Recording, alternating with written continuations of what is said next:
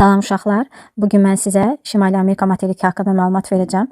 Həm coğrafi mövqeyi, iqlimi, relyefi, həm də ölkələri haqqında məlumat verməyə çalışacağam. Deməli, Şimali Amerika materiki Lavrasiya qurusunun tərkibinə daxil olan sahil xəttləri çox parçalanmış materikdir. Şimali Amerika üçün biz bunu deyə bilərik ki, qərb hissəsi əsasən dağlıq, mərkəzi və şərqi isə əsasən düzənlikdən ibarətdir. Qərbi geosignal cavan dağlardan, şərqi isə platformadan, düzənliklərdən və qədim dağ olan Apalaç dağlarından ibarət olan bir materikdir. Şimal hissədən 4-cü zirvə buzlaşmasına məruz qaldığı üçün daha çox parçalanmışdır şimal hissəsi və burada buzlaq mənşəli relyef formalarına daha çox rast gəlirik. Ən hündür hissəsi Makkinli zirvəsi 6194 metr, ən alçaq hissəsi isə ölüm dərəsidir, -86 metr dərinliyə malikdir. Ucqar nöqtələrinə gəldikdə, şimal ucqar nöqtəsi Murchison ölkə olaraq Kanadanın ərazisinə düşür, cənubda Mariato Panamanın ərazisinə düşür, şərqdə St. Charles, o da Kanadanın ərazisinə düşür, qərbdə isə Oyaz Şəhzadəsi, bu isə ABŞ-ın ərazisinə düşür, ABŞ-ın Alyaska hissəsi Alyaska ştatına düşür. Şimalda yerləşən Murchison burnu Arktik iqlimdədir, təbii zonası Arktik səhralar. Cənubda yerləşən Mariato burnu subekvatorial iqlim, təbii zonası savanna və seyrək meşələr. Qərbində yerləşən Oyaz Şəhzadəsi subarktik iqlimdədir, tundra və meşə tundra təbii zonası. Şərqində yerləşən St. Charles burunda, o da subarktik iqlimə düşür. Orada da tundra və meşə tundra təbii zonasına rast gəlinir. Şimali Amerika materiki iki yarımkürədə, şimal və qərb yarımkürəsində yerləşir və 3 okeanla əhatələnib. Şimaldan Şimal Buzlu okean, şərqdən Atlantik okean, qərbdən isə Sakit okeanla əhatələnmişdir.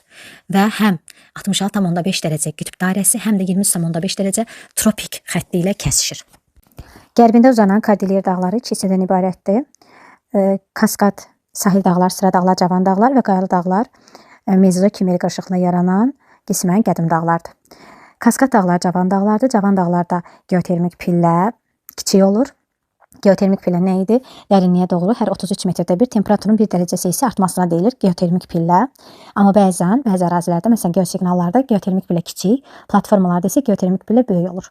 Deməli, Kordilyer dağlarının kaskad sıra dağları, sahil dağlar bu isə cavan olduğuna görə Alp kaynozoyda, yəni Alp qırışıqlığında yarandığına görə burada geotermik pillə kiçik.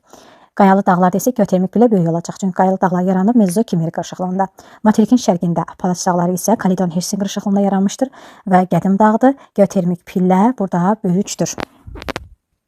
Şimal hissəsində əsasən moren tirələri, moren təpələri, karslar kimi relyef formalarına rast gəlinir. Buzlaq mənşəli relyef formalarına rast gəlinir. Eksorasiya deyilir buzlaq mənşəli relyef formalarına. Bu da 4-cü dövrün buzlaşması nəticəsində yaranmışdır. Missisipi ovalığı deməli alivyan mənşəli relyef formasına malikdir. Çünki Missisipi çayının gətirdiyi çöküntülər hesabına yaranmışdır.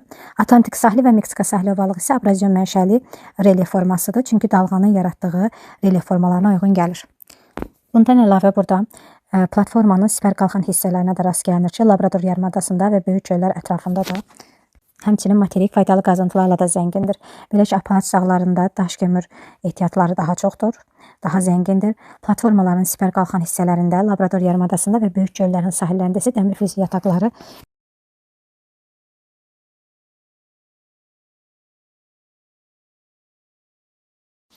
vulkanları Reynir, Şasta, Koluma, Popocatépetl, Orizaba, Taxumulqo, Mamatombo kimi fəaliyyətdə olan vulkanlara rast gəlinir.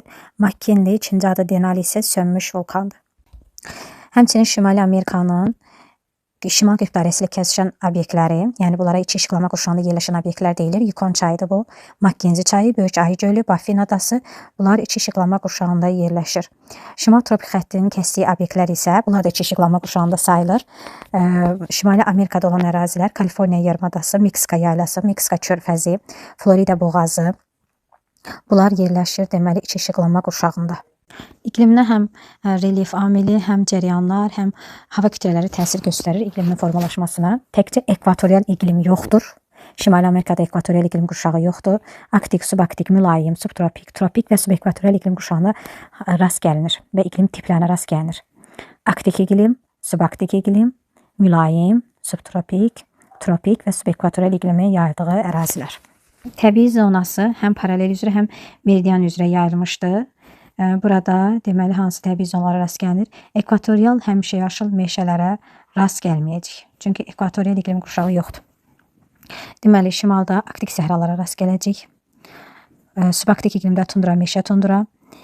mülayimdə enliyarpaqlı meşələr, çöl, meşə çöl təbii zonası, daha sonra qismən səhra yarımsəhralara rast gələcəyik.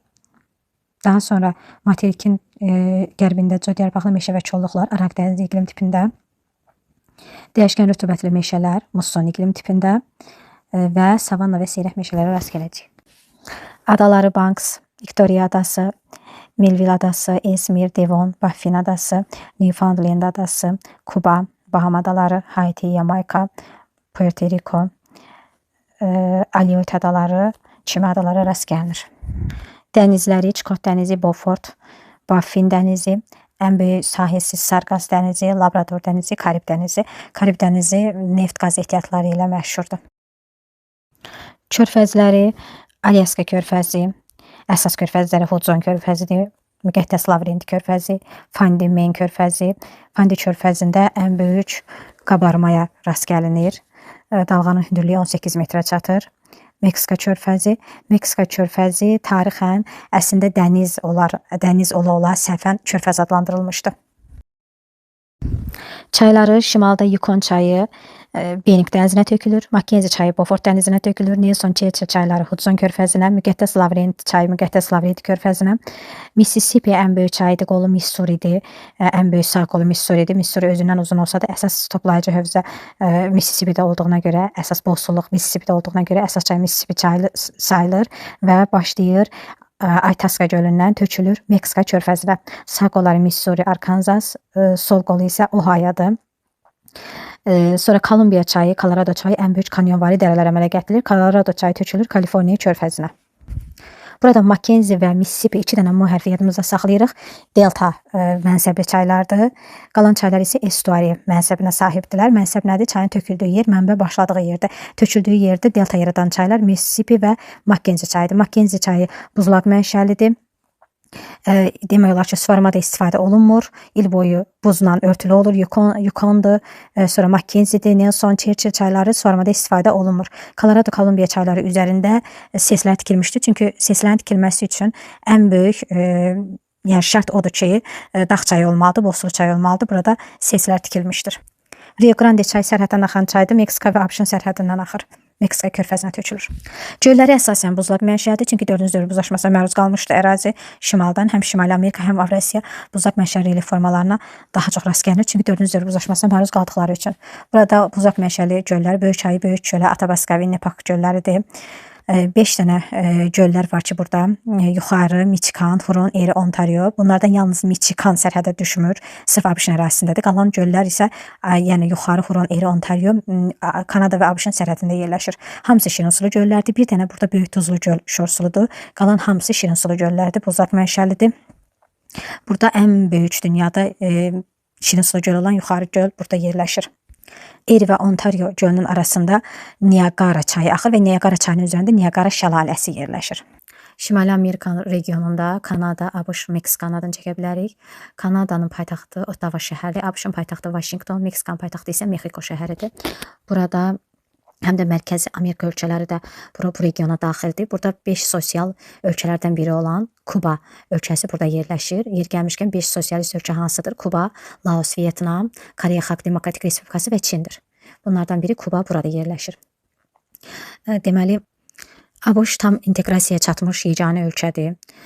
ABŞ dünyanın böyük yeddiliyə daxil olan inkişaf etmiş ölkələrindən biridir, lider ölkəsidir.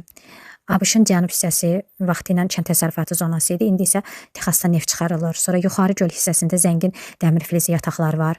Apalaç dağları daş kömürlə zəngindir. Alyaska hissəsində qızıl ehtiyatları ilə zəngindir. Sonra ABŞ haqqında deyə bilərik ki, həm qütb dairəsi, həm də tropik xətt kəsir. Çünki Havay adaları tropik xətti kəsən Havay adalarıdır və Havay adaları da ABŞ-ın ərazisi sayılır. Kanada haqqında deyə bilərik ki, dünyada sahəsinə görə ikinci böyük ölkədir. Zəngin dəmir filizi, neft qaz yataqları var. Yalnız boksiti yoxdur. Boksit gətirmə xammalı əsaslanır. Meksika haqqında deyə bilərik ki, Meksika tropik, subtropik iqlim qurşaqlarında yerləşir. Şimalında codyarpaqlı meşələr var. Sonra Yucatan haqqında deyə bilərik ki, burada Mayalar, qədim sivilizasiyalardan Mayalar burada yaşayır. Meksikada Azteklər yaşamışdı qədimdən, Aztek sivilizasiyası olub. Sonra Meksika haqqında yadınızda saxlayın, Meksika mezozoerası mı? Meksika mezozoerasında formalaşıb. Dəmir filizi yataqları var və gümüşlə zəngindir. Həm də tropik xətt kəsiyinə görə günəş zenitdə olur bu ərazidə. Deməli 90 dərəcə bucaqla günəş bu əraziyə düşür. Mərkəzi Amerika ölkələrindən də Kuba dediyi sosialistdir. Dünyada tütün istehsalına görə fərqlənir. Haitidə 2 ölkə var. Haiti və Dominikan ölkəsi var. Panama 2 materikdə bir qitədə yerləşir. 2 materik bir qitədə yerləşir. Sonra Maria Toçka nöqtəsi Panamanın ərazisindədir. Nikaraguada elə Nikaragua göl var, eyni adlı göl var. Kosta Rika və Panama neytral ölkədir. Dünyada neytral ölkələr var ki, bunlar Panama və Kosta Rika. İdarəetmə formasına görə ABŞ, Kanada, Meksika hər üçü respublika, inzibati ərazi quruluşuna görə isə hər üçü federativ ərazi quruluşuna malikdir. Bu da Şimali Amerika ölkələri haqqında qısa da olsa məlumat.